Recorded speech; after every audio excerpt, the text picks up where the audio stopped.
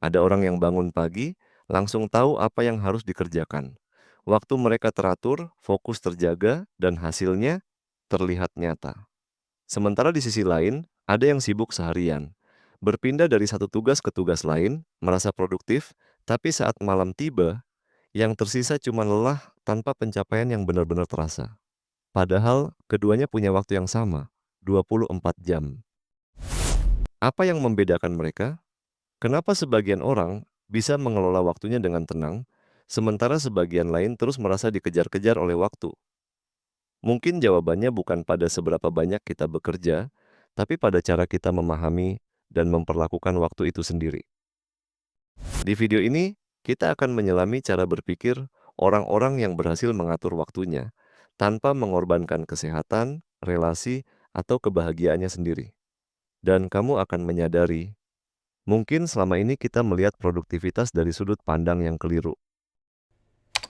Mitos produktivitas yang keliru. Sebelum kita bicara soal strategi dan teknik, penting untuk memahami dulu beberapa miskonsepsi yang sering membuat kita merasa gagal dalam mengatur waktu.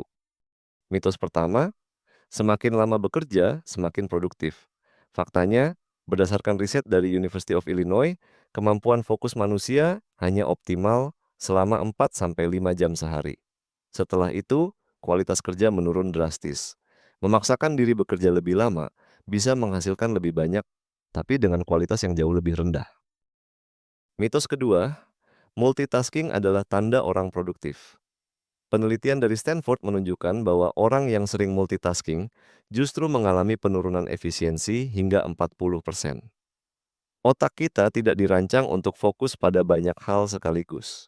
Multitasking hanya membuat kita berpindah-pindah tugas tanpa benar-benar menyelesaikan apapun. Mitos ketiga, istirahat itu pemborosan waktu. Justru sebaliknya, banyak tokoh sukses, seperti Bill Gates, mengalokasikan waktu khusus untuk beristirahat dan berpikir mendalam, dikenal dengan sebutan Think Week. Dalam masa itu, dia menjauh dari distraksi untuk benar-benar menyusun ulang prioritasnya. Jadi, kalau selama ini kamu merasa kurang produktif meskipun sibuk terus, bisa jadi kamu sedang menjalani pola kerja yang keliru. Seni mengalokasikan waktu. Salah satu strategi yang banyak digunakan oleh orang sukses adalah time blocking. Berbeda dari to-do list biasa, time blocking mengharuskan kita untuk menentukan kapan, di jam berapa, kita akan mengerjakan suatu jenis pekerjaan. Ini membantu otak untuk masuk ke mode kerja yang lebih fokus dan terstruktur. 3 prinsip dasar time blocking. 1. Alokasikan waktu spesifik untuk tiap jenis tugas. Misalnya, menulis laporan setiap pagi jam 8 sampai 10 atau membaca jurnal setiap sore jam 4 sampai 5. 2. Bedakan waktu untuk deep work dan shallow work. Deep work butuh konsentrasi tinggi, seperti menyusun strategi, coding, menulis. Shallow work bisa dilakukan saat energi kita tidak penuh, seperti membalas email atau meeting ringan. 3. Sediakan waktu untuk refleksi dan evaluasi. Banyak orang lupa meluangkan waktu untuk meninjau kembali apa yang sudah dikerjakan. Padahal ini penting agar kita bisa terus memperbaiki cara kita bekerja. Contoh penerapan, jam 8 sampai jam 10, fokus mengerjakan proyek utama, jam 11 sampai jam 12, menanggapi email dan administrasi, jam 3 sampai jam 4, evaluasi pekerjaan dan perencanaan esok hari. Dengan struktur seperti ini, kita tidak hanya bekerja keras, tapi juga bekerja cerdas. Mengelola energi bukan waktu. Orang sukses tidak hanya mengelola waktu, tapi juga mengelola energi. 1. Pahami jam biologis produktivitas diri sendiri. Apakah kamu termasuk morning person atau night owl? Paksa bekerja di waktu yang tidak sesuai, ritme tubuh hanya akan menurunkan kualitas kerja dan mempercepat burnout. 2. Gunakan teknik kerja dalam siklus 90 hingga 120 menit. Ini disebut ultradian rhythm. Setelah 90 menit fokus, tubuh butuh jeda untuk pulih. Cobalah bekerja dalam blok waktu 90 menit, lalu istirahat 15-20 menit.